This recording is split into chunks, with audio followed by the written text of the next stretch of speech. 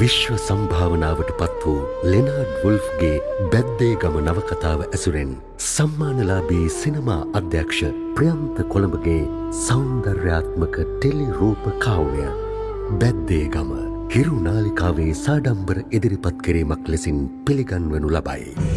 බැද්දේගම tele රූප කාව්‍ය ජුනි 5 වනදා සිට සතියේ දින 5ම රාත්‍රී 9:25ට. මට ඒ වචන ටික ඇත්තටම ලියපු කෙනා හම්බුණා.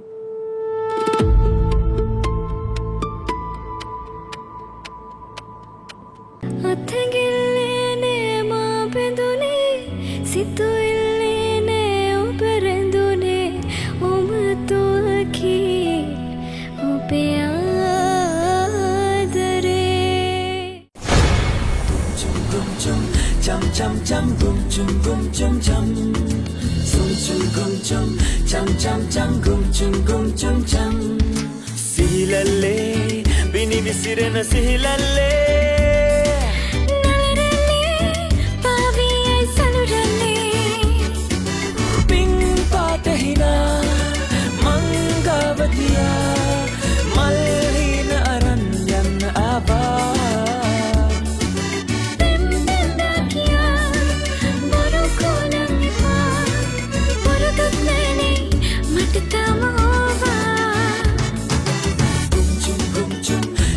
chum chum gum chum chum sum chum gum chum chum gum chum chum hum soya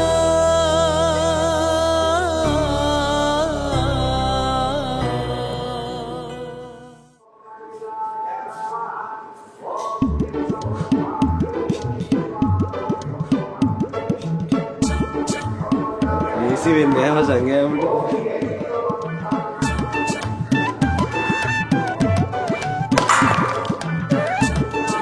ගහන්නත් පුළුවන් බං. ඒකද මේ උඹට දන්නේ මොකද ගහන්නේ සුදු බං. අඩෝ මේ අපි කියලා කතා කරමු. නැන්දම පොඩ්ඩක් කොහෙද දන්නේ ඉන්නේ. ඒක තමයි මම බැලුව පොඩි. නේ කියලා කතා කරමු ඕනෑ කෙන්නේ කියලා.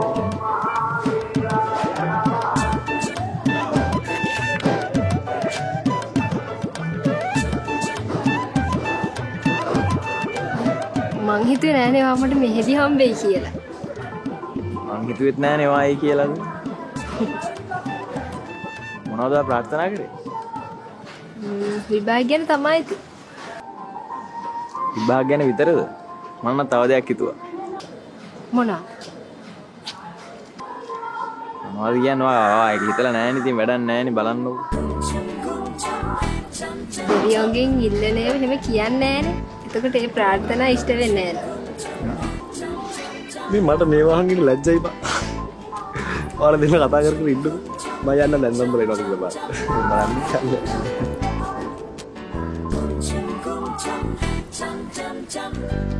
මට හරි සතුටුයි ආද කොවිලේදී හම්බුන එකට. මටත් ගොඩාක් සතුටුයි යන්නේ අද හම්බුන එක.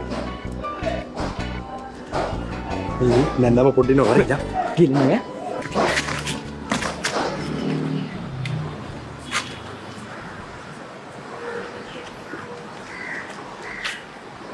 මං අයියගෙන් දෙයක් අහන්නද?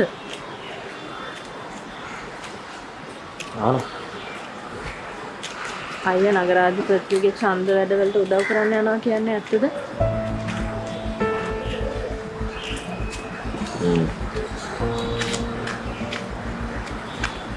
ඇයි අයියාට වැඩ කරන්න ගියේ?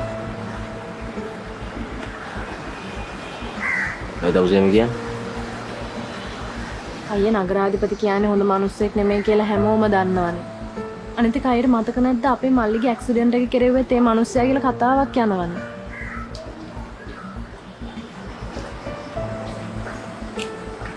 නගරාධිපතිට ලං වුණේ හේතුවක් ඇතුව. මේ මිනිස්සයා ළඟ වැඩ කරනවා කියන්නේ අයි දැලිපියෙන් කිරි කනවා වගේ වැඩක් නෑ අයි. නිකන් ප්‍රශ්න දාගන්න එපා අයි. දැන් ඉතින් මට ඔය දැලිපියට කැපුණත් එකයි නැතත් එකයි. අයියා දැන් නගරාධිපති ළඟට වැඩට යන්න ගියේ රාජු අයියා නිසාද? ඒකත් එක හේතුවක්. අයියේ යාළුවෝ අතර ප්‍රශ්න ඇති වෙන එක සාමාන්‍ය දෙයක්. ඒක මේ තරහ වෙලා වෛර බැඳින දෙයක් නෙමෙයිනේ. සමහර වචන තියෙනවා හසරලි. පියෙන් අයිනට වැඩි රිදෙනවා ඒවා. ඒවා ආපසර ගන්නත් බෑ. අමතක කරන්නත් බෑ. අයියේ තරහ ගියාම කියන දේවල් ඇත්තට කියන දේවල් නෙමෙයි වෙන්නත් පුළුවන් නේද? ඒ ජීවිතවලට ගොඩාක් ලං වෙලා ඉන්නයි කියන වචන අපිට දැනෙන වැඩිනේ. රිද්දන්න වගේම ආදරය කරන්න කියන ඒවාත් එච්චරම තමයි. මන්නම් කියන්නේ අය තව චුට්ටක් හිතලා බලන්න අයියේ. මට තව ලොකු හේතුවක් තියෙනවා හසරලි. මට හොයාගන්න දෙයක් තියෙනවා. මම හිතනවා මට නගරාධිපතිත් එක්ක සෙට් වෙලා මිනිහගෙන් උදව්වක් ගන්න පුළුවන් වෙයි කියලා ඒකට. අයියගේ පවුල ගැනද?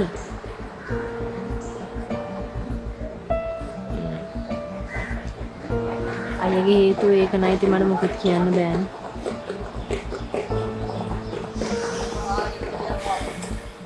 මට ප්‍රශ්නත් එක්ක ජීවත් වෙන්න කැමති මිනිහෙක් නෙමෙයි හසරලි. දැන් මට උත්තර ඕනේ.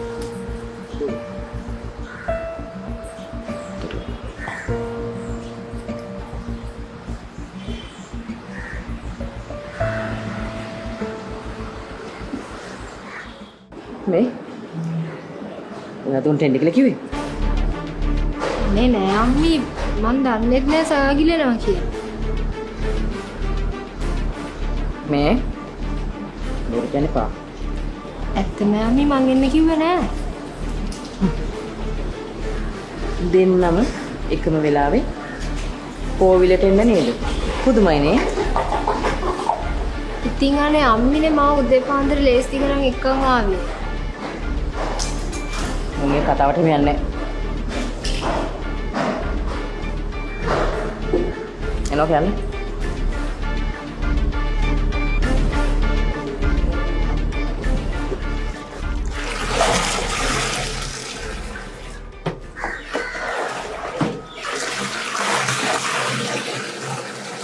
මේක හරි ඈ.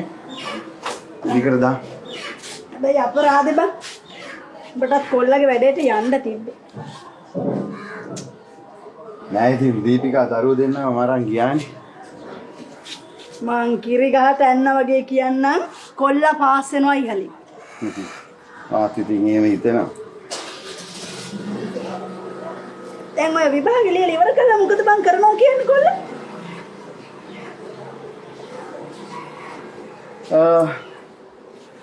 ඔය මොකද්ද මේ කෝස් එකක් කරන්න ඕන කියලා කියන්නේ? මොකද මේ කේටරින් එකක් දාන්න කතා වුණා. ඒක කැම්පස් යන්න නැද්ද?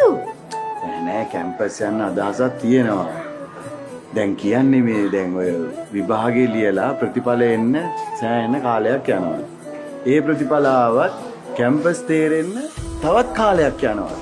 ඉතින් ඒ කාලේ බලාගෙන ඉන්නවට වඩා හොඳයි ඔන්න ඔය කෝස් එක කරලා කේටරින් එකක් දාගන්න එක. හැබැයි ඔය කියන විදිහට අවුරුද්දක් විතර උට බලන් ඉන්න වෙනවනේ නේ බං. ඔව්. මං ඉඳන් කිව්වා අපි තව ලොන්ඩර් එකක් දාන්න පටන් ගමු කියලා. එතකොට අපේ උන් දෙන්න ඉඳන් කියනවා තාත්තා ආයෙත් ලොන්ඩරියක් දාන්න පටන් ගන්න එපා. පටන් ගන්නවා නම් වෙනම මොකක් හරි බිස්නස් එකක් පටන් ගන්න. අලුතෙන්ම. ඔය නිකන් උන්ගේ අදහස ඔය කේටරින් එකක් වගේ. ඒක ලොකුවට පටන් ගමුලු. උන් කියන්නේ එහෙම. මට සිරියකෝ. අඩේ අපිට කවදාවත් උන් මේව හිතෙන්නේ නෑනේ නේ. බලහන් උන් හිතන පතන විදිහ. ඒක තමයි නාලියෝ. දැන් ඉන්නේ උන් හිතන්නේ අපිට වඩා ගොඩාක් දියුණු විදිහට. ඔව්. අනේ ඔව් බං. අපි උන්ට ඉඩ දෙන්න ඕන. දැන් ඉතින් මේක උන්ගේ කාලෙනේ.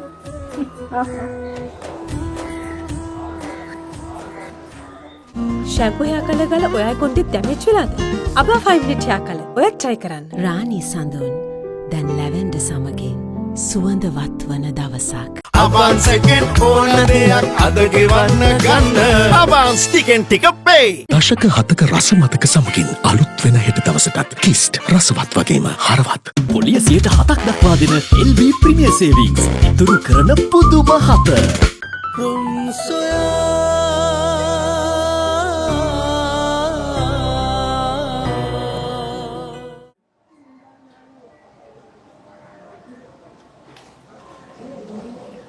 හෙට මල්ලිගේ එක්සෑම් එක නේද? ඔව් බං. එච්චර කල් ගියාද කියලාත් මට හිතා ගන්න බෑ. අද ඊයේ වගේනේ බං. මතකද මල්ලි මුලින්ම ඉස්කෝලේ ගිය දවස? මතකයි මතකයි. උඹ කොච්චර උදව් කරාද ඉතින් යාගේ ඉස්කෝලේ බඩු ටික ගන්න. යම්කෝ ඉතින් සයාගේ කියන්නේ මගේත් මල්ලිනේ බං. මම දන්නවා බං උඹ අපේ මලේට කොච්චර ආදරේද කියලා. අපි ඉතින් ඒක පවුලක් වගේනේ. උඹට මතකද පොඩි කාලේ උඹයි මායි සයාගේ නේසරයි නාලි නන්දගේ පුතා රවින්දු මල්ලි අපි කට්ටියම එකටමනේ බං සෙල්ලම් කරන්නේ. අම්මෝ ඉස්සර නම් ෂෝක් නේ. වෙන මුකුත් නැහැ සෙල්ලම් කරනවා විතරයි. ඇයි මෙයා අපේ රවින්දු මල්ලිනේ හැමදාම දිනන්නේ? ඔව් අනේ. මල්ලි නැති වෙච්ච එක මට තාම හිතා ගන්න බෑ. හිටියනම් අපේ සයාගේ නේසරයි එක්කම එක්සෑම් එකක් ලියනවානේ. ඔව්. දීපිකා නන්දල කතා කරන්නේ නැද්ද ඒක ගැන? නෑ අම්මලා ඒක ගැන කතා කරන්නේ නැහැ. මල්ලිලා දෙන්න එක්සෑම් පාස් වෙනොත් හොඳයි නේද?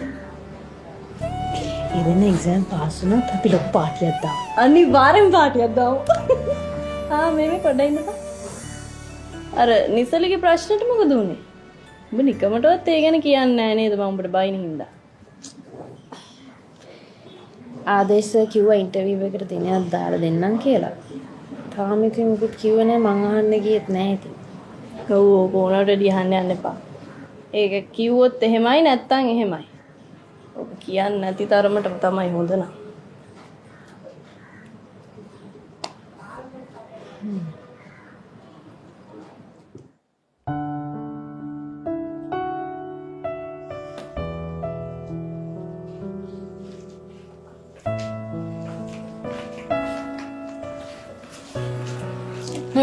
පාඩම් කරනවද? ඔව් අම්මේ. ඉස්කෝලේ ගමනත් ඉවරයි තින්නේ. මෙච්චර කාලේ ඉස්කෝල් ගිහලා මට නිකන් ඉස්සරහට ගෙදර ඉන්නත් බෑ වගේ. මට තාම මතකයි යන්නේ. මායි තාත්තිව ඉස්සලාම ඉස්කෝලේ අරන් ගිය දවස්. මටත් නිකන් ලාවට වගේ මතකයි. මං ඇඬුවා නේද? ඔව්. ඒක බලලා මටත් හැමදා. ඇත්තද? බෝතලෙත් කරේ එල්ලගෙන අපේ දිහා බලාගෙන ඉක්කිග ඇඬුවා. අනේ එදා තාමට ලෝභ හිතුනේ පුතේ. එදා තමයි අපි හිතුවේ ඔයා විතරක් අපිට හිටියම හොඳට ඕම ඇති කියලා. මොකද එතකොට ඔයාගේ අනාගතය ගැන විතරනේ අපිට හිතන්න තියෙන්නේ නේ. මෙහෙමයි ඉතින්. අපේම ඔයාගේ අනාගතය ගැන හිතලා හරියන්නේ නැහැ. ඔයත් ටිකක් ඒක ගැන හිතන්න. ඔය දැන් ලොකුයිනේ නේද? අම්මෝ ඇති යන්තම් අම්මිට තේරිලා. ඒ තම්මි මං තාම ඉස්සරහට මොකද කරන්න කියලා හිතලා නෑනේ. හරි හරි. ඉස්සෙල්ලා ඒ ලෙවල් කරන්නකෝ. ඊට පස්සේ ඊටු ටික බලමු. අම්මේ තාත්ති කැමති මම මොන පැත්තෙන් ඉස්සරහට යනවටද? මෙහෙමයි පුතේ. ඔයා තෝරගන්න ඕනම පැත්තකට මමයි තාත්තියි කැමති. හරිද? හැබැයි තෝරගන්න දේ හොඳට හිතලා බලලා තෝරගන්න ඕනේ. මොකද ඔයා ඉගෙන ගන්න දෙයක් තමයි ඔයාට ඉස්සරහට ඉතුරු වෙන්නේ නේ? මෙහෙමයි ඉතින්. එහෙමයි කියලා ඔයාට ඕන හැමදේම කරන්න දෙන්නත් බෑ. මොකද මමයි තාත්ති ගොඩක් කැපකිරීම කරා මේ තරමට එක්කගෙන ඉන්න. ඒ කැපකිරීම අපත යවන්න බෑනේ නේද? මන් දන්නවා අම්මේ. විභාගේ හොඳට කරන්න. ඊට පස්සේ ඉතින් රිසල්ට් එනකම් ඉන්න පුළුවන් නේ. අම්මේ ඊට පස්සේ අපි කොහේ හරි යමු. බලමුකෝ. තාත්තිගේ වැඩත් එක තමයි නිවාඩු දාගන්න තියෙන ප්‍රශ්නේ. බලමු. කෝපියක් හදාගෙන. හා.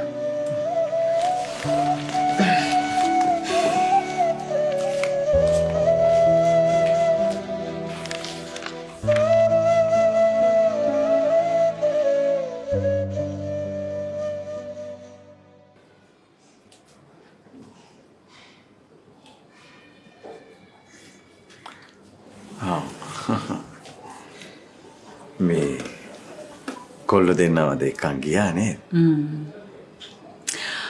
මේ අද මරු වැඩක් වුණානේ. මට කියන්නත් බැරි වුණා. ඒ මොකක්ද? අර ළමයාවනේ කෝවිලට. කවුද? ඇයියනේ අර අපේ පුතාගේ පන්තියේ ඉන්න ළමයා, අර ගෑනු ළමයා දවසක් අම්මන්ඩි ඇවිල්ලා මෙතන කෑ ගැහුවේ. ආර සුදු බොනික්කේ? ඒ ළමයා තමයි. තනියම දැවිලා හිටියේ? නෑ අම්මන්ඩිත් එක්ක ආවේ. ඒ ගෑණිගේ නම් එන ලොකු ඔළුව. ඇයි මතක නැද්ද එදා මෙතෙන්ට ඇවිල්ලා ලොකු සද්දයක් දාලා ගියේ? නිකන් අමුතු විදියට. අපේ කොල්ලා නෙමෙයි මේ ලියුම ලිව්වේ කියලා දැනගත්තට පස්සේ තමයි ගෑණි නකුට හකුල ගත්තේ. මං එදා ඊට වැඩිය ලොකු සද්දයක් දානවා. මං ඉවසගෙන හිටියේ යා ගෑණියෙක් නිසා. කෙල්ල නම් අපරාධ කියන්න බෑ. මං දැක්ක හොරෙන් බලනවා. කෙල්ල නම් හරි අහිංසක පාටයි.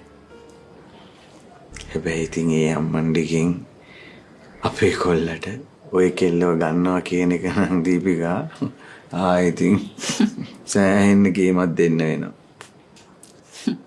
ඔය දුවෝන්නේ නැන්දම්මල දුවලව පොලිමේ තියාගෙන ඉඳී අපි කොල්ලගේ පස්සේ. අපේ කොල්ල හරි ලස්සනයි දැන්. නළුවෙක් වගේ. නැත්තම් තාත්තාගේ තමයි. අනේ නේ තමාගේ. මේ අපේ කොල්ල හොඳට ඉගෙනගෙන කැම්පස් ගිහලා ලොකු මහත්තයෙක් කියලා කොහොමද එහෙම එනකොට කෙල්ලෝ ඒ රොතු පිටින් අපේ කොල්ල පස්සේ මේ හැබැයි මේ ඔයා දැම්මම නම් ඕව අපේ කොල්ලගේ ඔළුවට දාන්න යන්න එපා හොඳේ. පිස්සුදනේ මං ඕව කතා කරන්න යන්නේ. ඔයා ඕව කතා කරන්න යන්නේ. එහෙනම් අපේ කෙල්ලගේ ඔළුවට අර ආදේශක මහත්තයාගේ දේවල් දැම්මේ ඔළුවට. මන් දන්නේ නැද්ද ඔයාව? ඒක වෙනයි මේක වෙනයි. ඔය දෙකම එකයි ඔයාට. මම දන්නේ නැද්ද ඔයාව?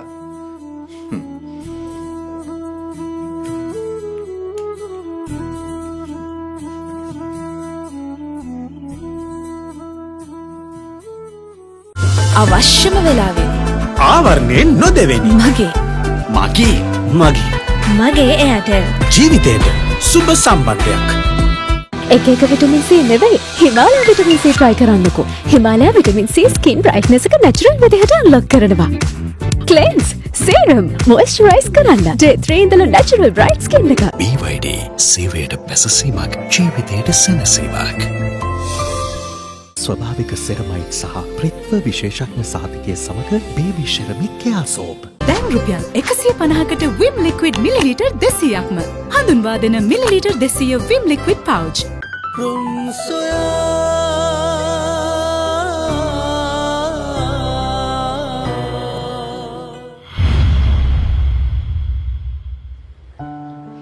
පින්කි ඉක්මනට එන්නකෝ. අපිට යන්නත් තියෙනවා. කෝනේ එනවා අම්මි ඉන්න. මේ ඇඩ්මිෂන් එක දාගත්තනේ? ඔව් අම්මා. පින්කි ඔයා මෙච්චර කාලයක් මහන්සි වෙච්ච දේ මොන අද තමයි ලියන්න හදන්නේ. හොඳට කල්පනා කරලා ලියන්න හොඳද? ප්‍රශ්නේ ලියන්න කලින් ප්‍රශ්නේ හොඳට කියවලා තේරුම් අරගෙන ලියන්න ඕනේ. තේරුණාද? නැත්නම් ඉතින් හරි හදිස්සිකාරිනේ. අම්මේ ඒ වුණාට මට බයයිනේ. ඒ මොකටද බය වෙන්නේ? එක්සෑම් එක පාස් වෙන්නේ නැති වුණොත් ඊළඟ පාර එක්සෑම් එක කරමු. නැත්නම් ඉතින් ප්‍රයිවට් යුනිවර්සිටි එකකට try කරමු. අනේ මන් දම්මේ. මේ තාත්‍රි වන්ද? තාත්ති නෑනේ අම්මි තාත්ති වඳින්න ආවේ. හැමදාම මට බඩනවා මම පරක්කුයි කියලා ඕනම දවසේ තාත්ති නෑ. ඔහොම ඉන්නකො. දිලුම්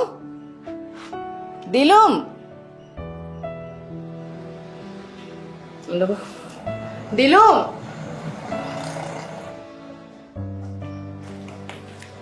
මේ පින්කි රෙඩි වෙලා ඉන්නේ. මම එන්නකො අනේ.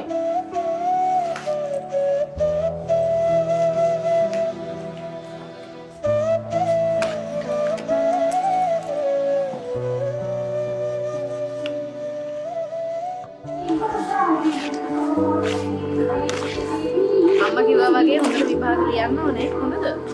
මට ඉතින් බැරි දෙයක් නෑ. හරි පාඩම් කරපුවා ඇවිල්ලා තිබ්බොත් ලියනවා. නැත්නම් ලියන්නේ මම නම් එහෙම දෙයක් අම්මතක නැහැ. අනිත් පිස්සු නටන්න හදන්න එපා බලපංගමු. දීලු කරන්න එපා. හොඳට හිතලා බලන්න එක්සෑම් එකට මේ ලියන්න. හරියට ප්‍රශ්න ටික කියවලා ඒ ප්‍රශ්න වලට හරියට උත්තර ටික ලියන්න. ඔව් මේ ඔහොම අපිට උපදෙස් දෙන්න කවුරුවත් හිටියේ නැහැ හරිද? නැද්ද බං? ඕන නෝගේ ප්‍රශ්නේ ඉතින්. අපිට ඉතින් උපදෙස් දෙන්නේ කිට වැඩක් නෑ. දෙන්නට මොංගල්. අනේ මේ දෙනවා. මේ විහිළු නෙමෙයි මල්ලි. ගිහිල්ලා ටිකක් පාඩම් කරන්න හරිනේ. අම්මෝ ආය නම් බෑක් එක. දැන් පාඩම් කරොත් ඔළුව වුල්ලනවා. කෙලින්ම දැන් ගිහිල්ලා එක්සෑම් එකට ඉඳ ගන්න තියෙනවා.